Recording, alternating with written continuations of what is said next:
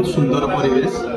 आमर managing committee को धन्यवाद दी मो लाइन डिपार्टमेंट समस्ते पीएचडी आप टीपीएससी ओडीएल आमर पुलिस पर्सनल समस्ते एपड़कर एनएससी आमर एनएससी मार्केटिंग पावर उपस्थित अच्छा आम समस्त प्रकार दुर्घटना को एड़ाई जिते जहाँ कार्यक्रम आम सब तार प्रिकसन लेचु बुद्धेश्वर मंदिर परिचालन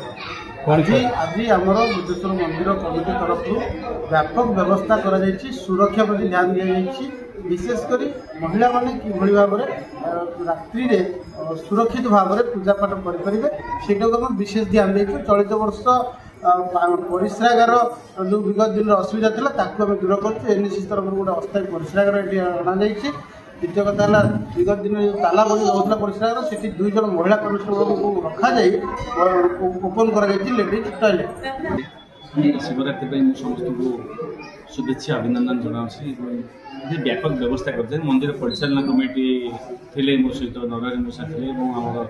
एग्जीक्यूटिव अफिसर जी कि आज मजिस्ट्रेट पावर अच्छे से बोलिक देखुन समीक्षा करूँ व्यापक व्यवस्था कर परिचालना कमिटी धन्यवाद जागर बहुत श्रृंखला सहित बहुत लंबा लाइन अच्छी लक्षाधिक लोक भिड़ समागम होती बहुत शांति श्रृंखला सहित हो।